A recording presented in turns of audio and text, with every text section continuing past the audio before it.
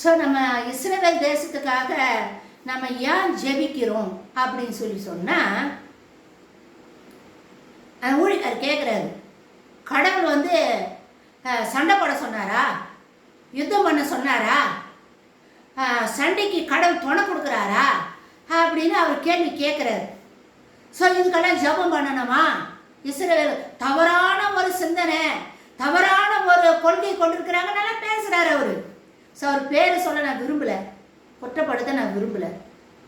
So யூதர்களுக்காக நம்ம ஏன் ஜெபிக்கிறோம் அப்படின்னு சொன்னால், இன்னைக்கு நீங்களும் நானும் இயேசு யாருன்னு தெரியும், இயேசுவை நம்ம ஏற்றுக்கொண்டு இருக்கிறோம், நமக்கு ரட்சிப்பு கிடைச்சிருக்குது, விடுதலை கிடைச்சிருக்கு, இயேசு யாருன்னு நம்மளுக்கு தெரியும்.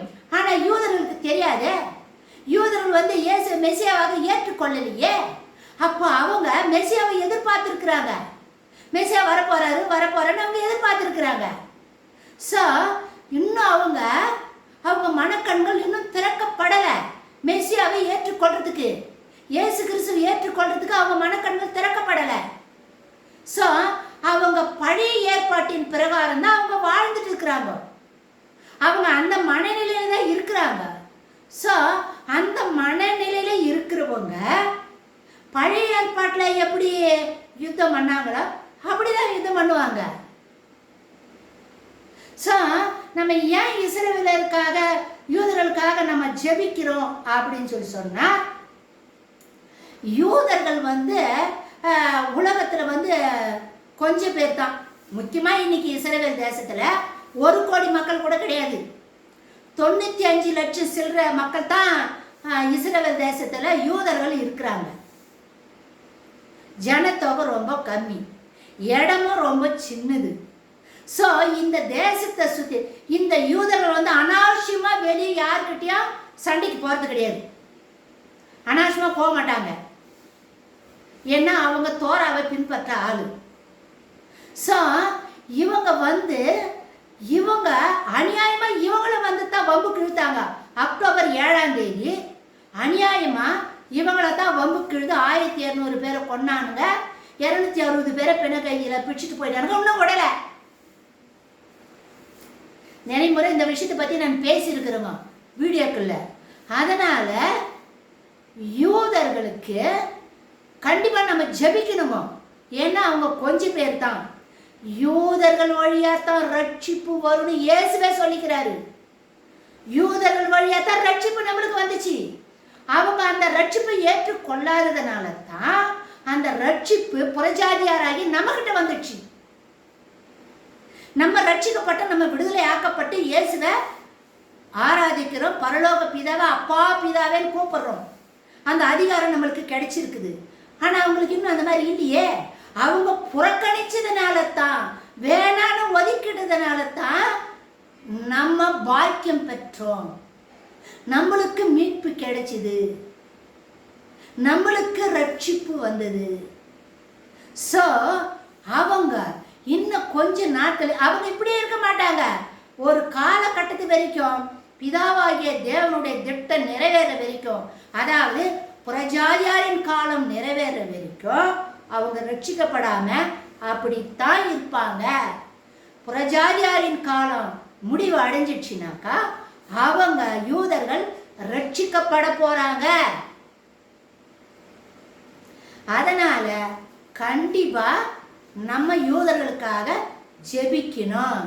அந்த வேரிலிருந்து தான், அந்த இஸ்ரவேல் என்ற வேரிலிருந்து தான் இயேசு சாமி பிறந்தாரு. ஆபிரகாமுக்கு ஈசாக்கு பிறக்கிறாரு, ஈசாக்குக்கு யாக்கோபு பிறக்கிறாரு, யாக்கோபுக்கு 12 பிள்ளைங்க பிறக்கிறாங்க. அந்த 12 பிள்ளைல ஒரு பிள்ளை தான் யூதா, யூதா கோத்திரம், யூதர்கள். ஸோ அந்த யூத குலத்துல தான் இயேசுசாமி வந்து பிறந்தாரு. ஸோ இயேசுசாமி பிறந்த இடம், அந்த வேர் எங்கன்னா யூதர்கள் தான், அவங்க தான் வேறா இருக்கிறாங்க.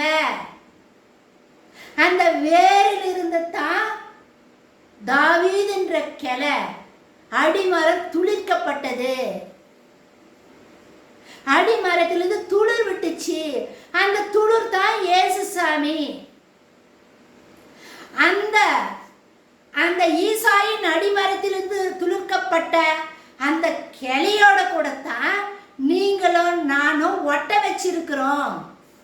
இணைக்கப்பட்டிருக்கிறோம். இயேசுவோடு கூட இணைக்கப்பட்டிருக்கிறோம். இயேசு யூத குலத்திலிருந்து வந்தவர், ஈசாயின் அடிமரத்திலிருந்து வந்தவர்.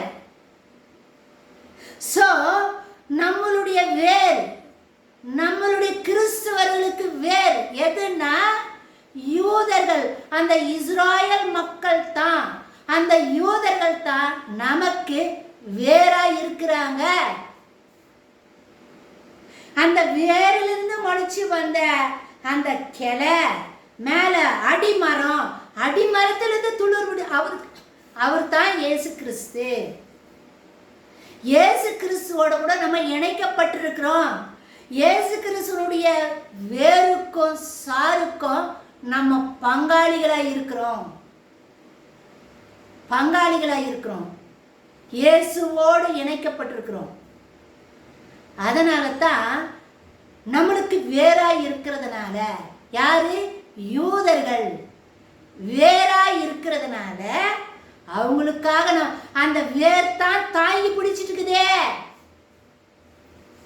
அந்த வேரிலிருந்து தான் மரம் வந்துச்சு, அந்த அடிமரத்தில் இருந்தா ஈசா என்ன துளிர் விட்டது. அங்குதான் இயேசுசாமி பிறந்தாரு. இயேசுசாமி வந்து ஒரு யூதன். அவரைத்தான் தெய்வ மகன் நீங்களும் நானும் ஏற்றுக்கொண்டோம். அவர் ரத்தத்தினால கழுவப்பட்டு சுத்திகரிக்கப்பட்டு பிதாவுடைய தேவனுக்கு பிள்ளையாக மாற்றப்பட்டிருக்கிறோம். அப்பா பிதாவின் அவரை நம்ம கூப்பிடுறோம். இயேசு கிறிஸ்து வழியாக நானே வழி, நானே சத்தியம், நானே ஜீவன் சொல்லி சொன்னாரே. அவருக்குள்ள, இயேசு கிறிஸ்துக்குள்ள நம்ம இசைவாய் பொருத்தப்பட்டிருக்கிறோம். அவர் மரம்னா நம்மெல்லாம் கிளைகள், நற்கனி கொடாத, அதாவது திராட்சை கொடி. அவர் செடி, நம்ம கொடி. கொடியில கனி தரனா கொடி தரிக்கப்பட்டு போகும். உமையெல்லாம் நம்ம படிக்கிறோம்ல, இதெல்லாம் நீங்க படிச்சது இல்லையா? இதெல்லாம் ஆவியானவர் வெளிப்பாடு தரலையா? யூதர்களுக்காக ஜெபிக்கிறது தப்பா? கடவுள் வந்து யாருக்கும் யுத்தத்துக்கு சப்போர்ட் பண்ணதான் மாட்டார், அது எங்களுக்கு தெரியும். சமாதான பிரபோதான் வந்தாரு, நம்மளுக்கு புரியுது. ஆனா அவங்களுக்கு தெரியலையே யூதர்களுக்கு. அதனால தான் அவங்க சீக்கிரம் ரட்சிக்கப்பட போறாங்க. ஸோ அதனால தான் யூதர்களுக்காக, இஸ்ரவேல் தேசத்துக்காக நம்ம ஜெபிக்கிறோம். ஒரு இஸ்லாமியர் கூட சொல்றாரு, இந்த கிறிஸ்துவங்கள்லாம் நாசம் அடைஞ்சு போனேன்னு சொல்லிட்டு நீங்கெல்லாம் துவா ஓதுங்க அப்படின்னு சொல்றாரு.